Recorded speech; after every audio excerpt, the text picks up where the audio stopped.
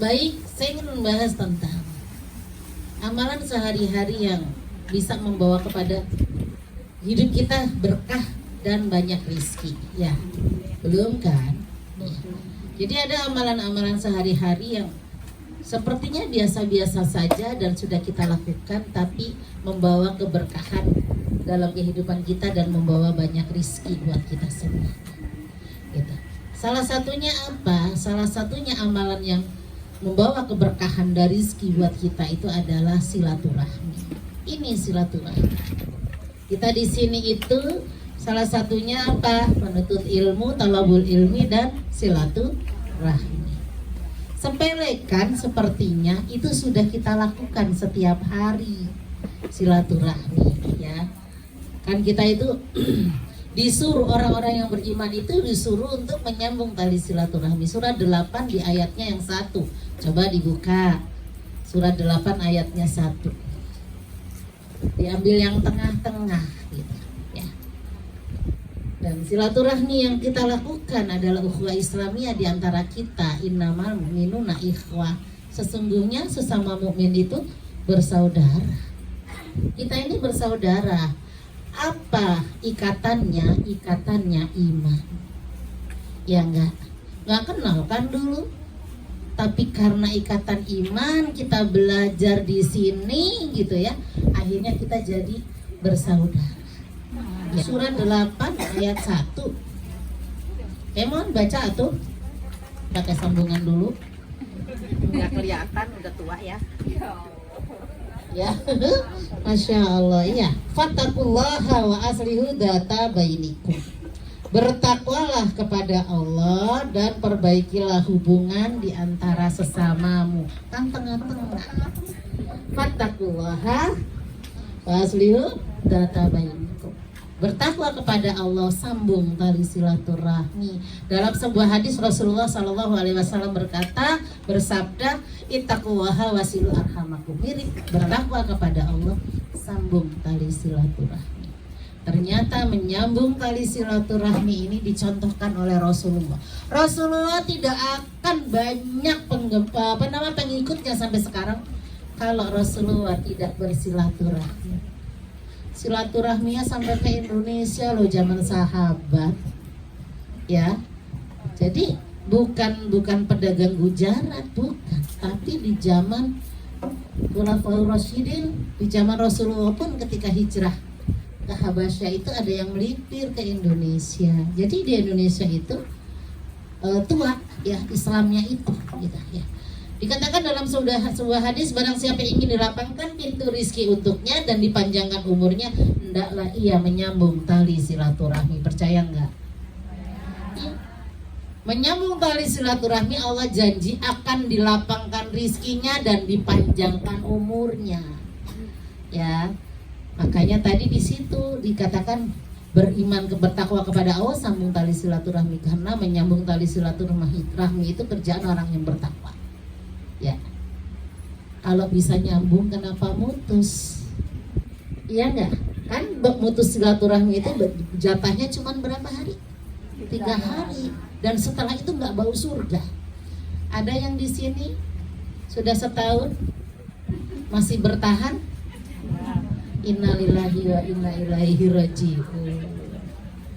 Ya, Rasulullah itu mencontohkan kepada kita itu memanage hati loh.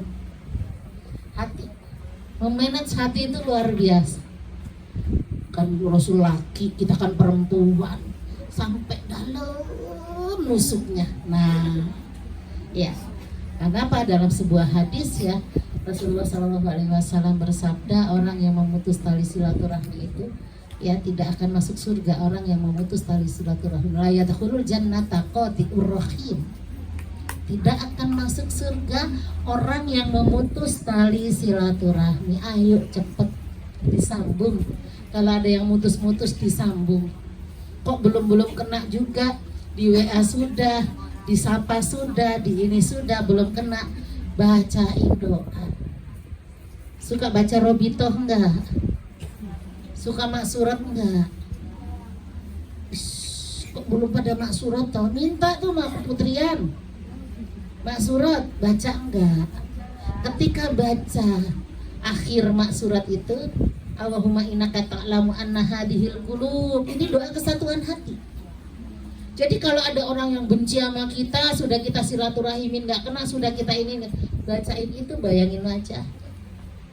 Ya, jadi kita berharap Allah yang membolak-balikan hati sehingga kita bisa bermaafan kembali. Nggak enak, bikin sakit ke badan.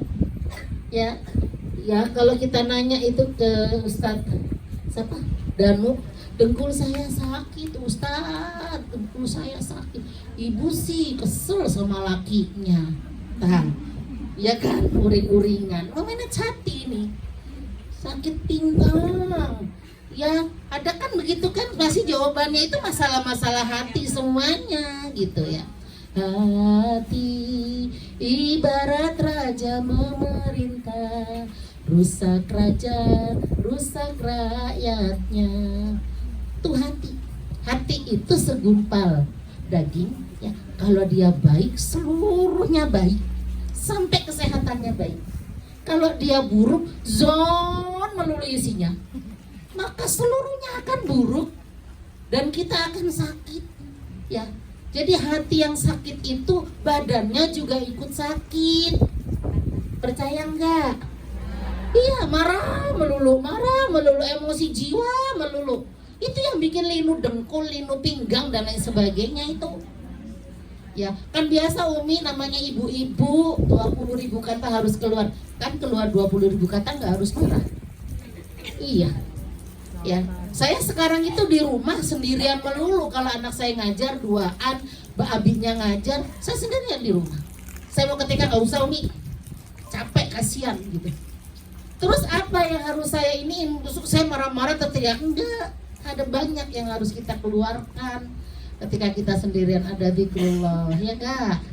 Ada baca Quran, ya. Zikrullah itu banyak banget, ada sholawat. Jadi logikanya menyambung tali silaturahmi, diberikan rezeki oleh Allah yang banyak. Begini, ibu coba jualan di rumah, dagang nasi uduk deh. Ibarat ini nggak bisa nasi uduk. Saya juga nggak pernah masak nasi uduk. Ibaratnya jualan jilbab deh kalau nggak nasi uduk. Jualan apa saja, kan kita ini nggak penting silaturahmi. Misalkan ada yang begitu ya, nggak penting silaturahmi. Kalau Allah kasih rizki, ada kasih rizki aja, gitu. Kita jualan nggak usah nggak usah nyambung tali silaturahmi. Buka jualan, tutup pintunya.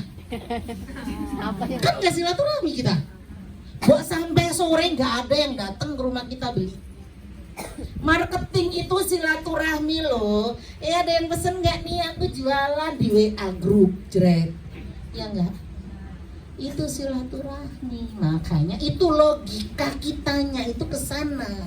Kenapa nyambung silaturahmi itu diberikan rezeki yang banyak oleh Allah? Itu logikanya. Ya, mau jualan diem baik, dimasukin di tas hitam, nggak ngomong-ngomong. Ada yang beli kagak? Ya, apalagi segini banyaknya pasti akan beli ke saudaranya. Nggak usah ditawar ya, nggak usah ditawar. Kaos kaki 7.500, 15 dua tawar 3 kali. Allahu Akbar. Ke tukang sayur parah ibu-ibu menawarnya. Ikan 15.000, udah 7.500. Emang dia ngasih berapa untungnya? Allahu Akbar. Dia nggak ngambil untung gede loh kayak begitu-gitu itu. 1.000-2.000 doang. Ini lebay banget. Gaji di sini gede juga, dimarahin. Itu ya. Itu logikanya silaturahmi mendatangkan rezeki. Silaturahmi dipanjangkan umurnya, ada perbedaan pendapat, ada memang dipanjangkan beneran, ada yang tidak tapi dielu-elukan kebaikannya. Rasulullah 14 abad yang lalu sudah meninggal. Ya, tapi Rasulullah sampai sekarang masih hidup di hati kita masing-masing. Semuanya cinta sama Rasul. Ketika Rasul dihina kita marah, ya enggak? Karena silaturahmi Rasulullah Shallallahu Alaihi Wasallam keren. Rasul silaturahminya itu keren banget, memanage hatinya keren banget. Lewat diludahin. Bagaimana luar biasanya Rasulullah. Gak ada ditengokin, yang pertama kali nengokin Rasul ketika beliau sakit. Kita, gak amat aku nengokin. Orang gak sopan kayak begitu nengokin. Tapi bukan berarti kerja di sini tidak menjaga silaturahmi di rumah. Kadang-kadang tuh orang yang kerja gak ada silaturahmi sama tetangga. Saya hello tetap ya ke tetangga, yuk bu, mangga, dan lain sebagainya. Itu menyambung tali silaturahmi, dan itu membawa keberkahan hidup kita dan memanjangkan umur seperti panjangnya umur Rasulullah sampai sekarang. Ada yang memang dipanjangkan beneran, iya, ketika dia melewati silaturahmi dengan sedekah. Itu kan silaturahmi, dia bagi ke fakir miskin semuanya. Ya, jadi ada seorang nabi, ya, ada di situ tuh ada pemuda yang besok pagi itu dia mau nikah, pagi-pagi lah, paling jam 9-an gitu ya. Datanglah malaikat itu kepada nabi, nabinya lupa antara Ibrahim atau Sulaiman deh, gitu, lupa ya. Itu orang nggak akan jadi nikah, kata malaikat Israel. Kenapa? Karena Allah menyuruhku pagi-pagi untuk mencabut nyawanya. Jadi dia nggak akan sempet nikah gitu. Hampir aja tadi itu Nabi itu menyampaikan, tapi ditahan. Dilihat, kok nikah jadinya, katanya mau dicabut nyawanya, jadi nikah. Ditungguin sampai punya anak, ditungguin sampai umur 70 tahun, nunggunya lama banget ya. Akhirnya ditanya kepada malaikat Israel, engkau mengatakan laki-laki tadi itu gak jadi nikah karena pagi-pagi mau dicabut nyawanya, tapi kenapa dia hidup sampai 70 tahun? Ya Allah bu, kata malaikat Israel apa? Malam-malam sebelum dia nikah, dia mensedekahkan separuh hartanya bu. Dia punya harta misalkan 100 juta, separuh itu gede loh, 50 juta misalnya. Dia separuh hartanya disedekahkan, sehingga Allah menahanku untuk mencabut nyawanya, dipanjangkan umurnya karena silaturahmi, membagi rizki. Ini nyata, Masya Allah ya. Jadi ini panjang umur. Yang kedua, apa yang membuat berkah hidup kita, rizkinya bertambah banyak? Yang kedua adalah menjaga kualitas ibadah, terutama sholat 5 waktu. Gak bisa nego. Ya Allah capek kerja, pulang kerja gini sore-sore, gimana ya Allah di jamaah aja kali, jamaah takdimnya. Gak ada nego ya. Rizki itu berbanding lurus dengan kualitas ibadah kita kepada Allah. Rizki akan berbanding lurus dengan kedekatan kita kepada Allah. Semakin ibu dekat kepada Allah, maka rizkinya semakin berkah. Kehidupannya itu luar biasa. Ada aja yang diberikan oleh Allah kepada kita. Pas kita butuh, kita dikasih sama Allah. Itu percaya itu. Bismillah ya Allah, belum bayar sekolah anak ya Allah misalnya. Kalau ibu-ibu mah cemen kali kan, udah kerja di sini sendiri, suami kerja. Misalnya ada yang seperti itu. Boleh banget. Ya. Jadi berbanding lurus dengan kedekatan kita kepada Allah, terutama kualitas ibadahnya. Sholat, Allah, bismillahirrahmanirrahim. Alhamdulillahirobbil. Yo jangan toh bu, ditahan yo. Ya. Mau sholat garu-garu terus gitu ya bu ya. Masya Allah, kualitas ibadahnya, kualitas waktunya ya.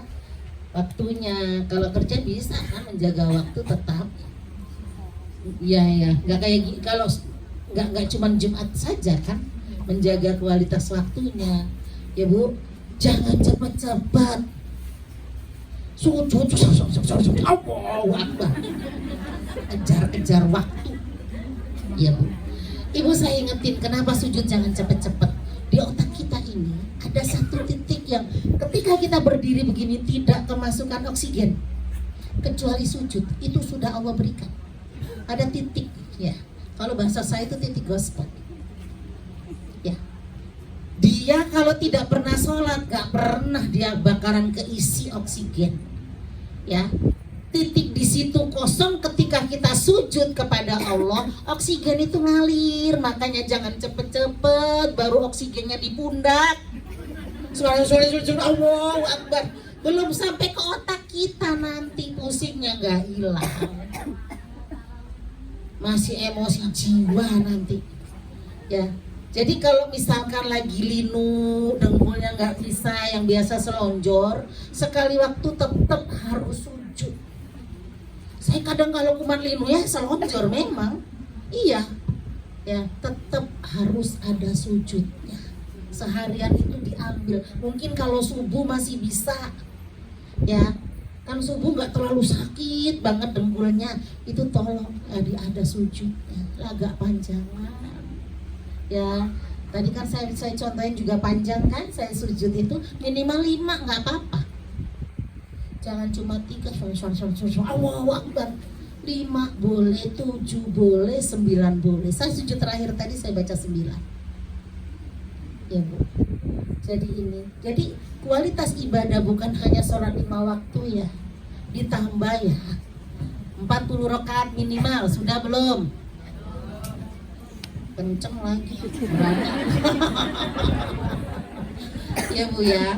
17 rakaat sholat wajib, 12 rakaat itu sebenarnya qobliyah ba'diyah itu 12. Cuman ibu-ibu kan nggak mungkin yang 4 rakaat, 2 rakaat aja jarang dipakai. Qobliyah subuh doang dipakai karena lebih baik daripada dunia dan seisinya. Nggak tahu yang lain rahasianya lebih bagus-bagus juga. Iya. Sholat duhur itu, qobliyah dan ba'diyah duhur itu kan ada yang ada yang 4 sebelumnya 4, sesudahnya 2. Ada yang 4 dan ada yang 4. Ketika sholat duhur 4 rakaat, qobliyahnya, ba'diyahnya 2, maka Allah akan memanggunkan istana di surga. Ayo.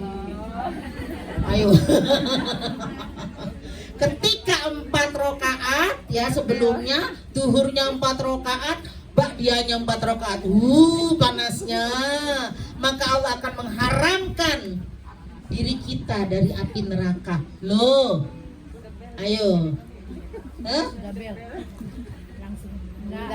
oh iya, ya, kayaknya katanya udah bel ya kalau di sini ya, udah bel, nggak keburu sholat 4 rakaat, 12 rakaat.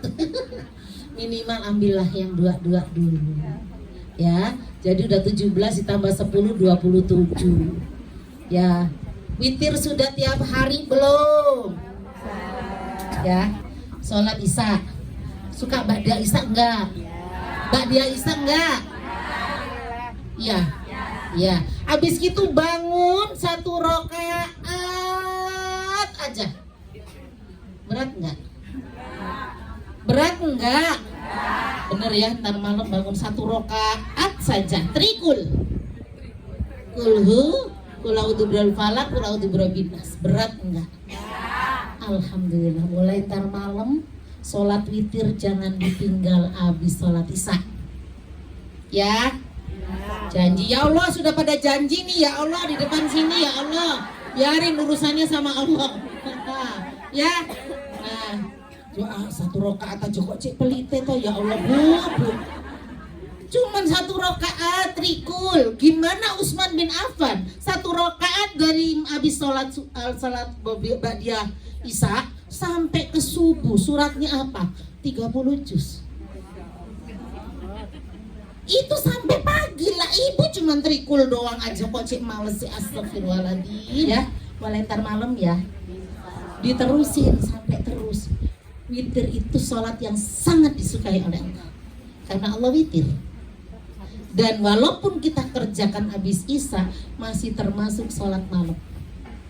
Ya, nah Rasul witir plus tahajud 11. Ibu berapa? 2 rakaat doang, witirnya 1, jauh banget ya. Duhanya juga cuma 2, masya Allah. Ya, nah Rasulullah itu tahajud plus witir itu 11. Tadi berarti 38, 27 sama 11 38. Diambil di duha 2 rakaat. Ya. Kayaknya kalau pulang nanti lagi libur, besok libur-liburnya. Nah, 40 rakaat insya Allah. Bu ambil kalau lagi kesempatan begitu. Sibuk Umi ngurusin rumah. Allahu Akbar. Nyuci bukan ibu yang nyuci mesin cuci. Ya kan? Orang ditinggal cuma tetot gitu doang. Ya Bu, ayo. Jangan ditinggal sholat witir karena Allah begitu suka dengan witir ya. Insya Allah nanti malam ya mulai witir sampai terus. Ya, yang selanjutnya. Habis waktu enggak? Benar? Ya. Apa orang udah setengah 1. 5 menit lagi. 10 menit. Beneran ini ya. Udah, yang kedua tadi kan kualitas ibadah ya, kualitas ibadah kita. Yang selanjutnya sedekah. Ayo yang muter tadi isinya berapa? 2.000. Kenapa nggak biru? Kenapa nggak merah? Tak kasih rahasianya. Surat Al-Baqarah 261, seperti menanam sebutir biji, dia akan bercabang menjadi 7 dan di tiap cabang ada 100. Berarti berapa? 700 kali lipat. Lek 2000 toh dikali 700 kali lipat berapa cuman? Kalau 10.000 tinggal begituin aja. Bagaimana Utsman bin Affan? Wes sholatnya tadi sholat witir aja sampai subuh, sampai mau subuh. Sedekahnya juga lebih gile banget kalau zaman sekarang. 950 unta penuh dengan muatan dagangan ditambah 50 ekor kuda penuh dengan muatan dagangan. Kalau ditekin pakai truk itu mungkin kalau bahasa saya itu sekitar 300 truk itu dagangan. Saya nggak ngambil kendaraannya loh ya, ngambil dagangannya. 1000 itu ditrekin wajar lah kalau 300 truk ya, karena 1000. Jadi untanya nggak ikut naik, kudanya nggak ikut naik, tapi kebawaannya doang. Tengah jalan sudah ada yang mau nawar 5 kali lipatnya, kata Utsman nggak. Ada yang berani nawar 700 kali lipat. Siapa? Allah dan Rasulnya. Diberikan semuanya kepada Rasul. Ya Allah. Ibu kulaan ke Tanah Abang saat truk aja. 1 truk. Tengah jalan udah ada yang nawar, enggak, Allah dan Rasulnya. Wah, baik. Terus dikasih ke saya nih, Mi, buat bikin pesantren gitu. Berat kan? Loh gimana 300 truk? Itu yang diambil, Masya Allah. Kenapa Utsman berani? 1000 tadi unta dan kuda penuh muatan dagang, karena di belakang Utsman masih segitu tuh masih ada. Ya enggak? Banyak uangnya. Ya kalau kita mas 100.000 itu berat, dia mah kayak ngeluarin 10.000. Itu kalau orang kaya. Makanya doa sama Allah, ya Allah berikan kekayaan yang berkah, yang banyak ya Allah. Semoga aku bisa sodakonya lebih banyak lagi. Jangan kaya terus diem baik. Ya, supaya sedekahnya itu lebih banyak lagi. Tapi hati-hati, sekarang ini sedekahnya dicatat sendiri lewat TikTok. Ya. Apa foto cekrek, Jumat berkah bagi foto cekrek, kira-kira dapat nggak dari Allah? Ada seorang laki-laki, katanya 5 menit lagi ya, jangan pergi ya. Ada seorang laki-laki nggak punya uang, nyari kerjaan, istri anaknya belum makan 3 hari. Ya, di tengah jalan ada yang ngasih kue, roti. Kalau sana kan makanannya roti. Oh, alhamdulillah aku mau pulang, anak istri bisa makan. Ternyata di tengah jalan ketemu dengan anak yatim, janda ibu-ibu sama anaknya yang kelaparan 3 hari tidak makan. Ya habis kan, saya ini doang, ya tidak makan. Diberikan semuanya tanpa mikir. dikasih. Nangis ibunya, berdoa kepada Allah, anak-anaknya senang banget. Ternyata tengah jalan ada yang bilang, pulang kamu, istrimu udah kebagian uang kebagian harta yang banyak. Ternyata istrinya ya kebagian uang, dulu bapaknya itu ada yang pinjem uang buat modal dagang. Ya, nah dia ngembaliin setelah 30 tahun ya, dia ngembaliin, dia nyari ketemu anaknya itu, jadi uangnya dikembalikan plus bunga, bukan bunga, keuntungannya. Jadi diberikan uang banyak, jadi kaya raya. Sehingga dia sedekah, gila-gilaan dia sedekah. Tapi dia mimpi.